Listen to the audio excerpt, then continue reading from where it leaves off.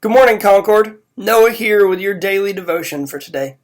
This morning I want to share with you one of my favorite parables in the New Testament. It is in Matthew chapter 18, and it starts in verse 22, or 23 rather.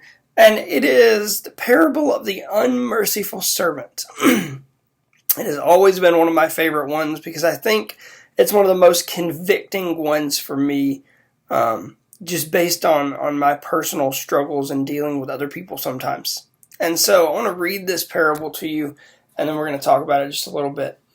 It says, "Therefore, the kingdom of heaven is like a king who wanted to settle accounts with his servants. As he began the settlement, a man who owed him 10,000 bags of gold was brought to him. Since he was not able to pay, the master ordered that he and his wife and his children and all that he had be sold to repay the debt. At this, the servant fell on his knees and begged, 'Be patient with me, I will pay back everything.' The servant's master took pity on him, canceled the debt, and let him go. But when that servant went out, he found one of his fellow servants who owed him 100 silver coins, silver being worth less than gold. He grabbed him and began to choke him and said, 'Pay back what you owe me.' And his fellow servant fell to his knees and begged him and said, 'Be patient with me, I will pay it back.' But he refused. Instead, he went off and had the man thrown in prison until he could pay off the debt.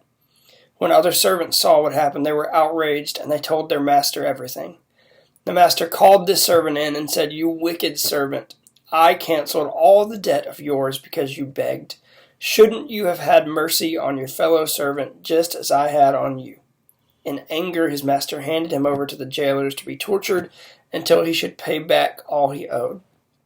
And then Jesus says, "This is how my heavenly Father will treat each of you unless you forgive your brother or sister from your heart."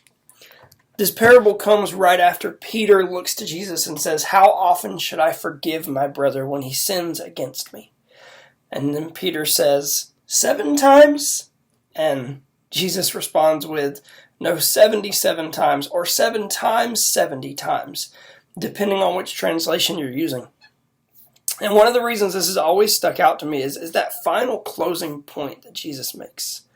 I know on a personal level, I have always struggled with holding grudges. I know that most humans, most Christians struggle with holding grudges. We take things personally, we take things pridefully, we let things affect us longer than they need to, and it can be 30 years down the road, and you will hear stories of people talking about other believers. You'll have stories of Christians talking about each other and saying, "Yeah, I don't associate with so-and-so because they did this once," or "No, I don't like them because they did this once. They hurt my feelings that one time." I don't want to caution you this morning because we, especially in the Baptist church, love to talk about a lot of specific sins that stand out. A lot of things that are in the pop culture right now, things that we can focus on and throw all of our attention at and say, those sins need to stop. But we can also be some of the most unforgiving people. Christians, especially in the South, can be the ones that hold the most grudges. And holding grudges is not forgiveness. I heard a quote one time that said, "Holding grudges is like drinking rat poison and waiting for the rat to die."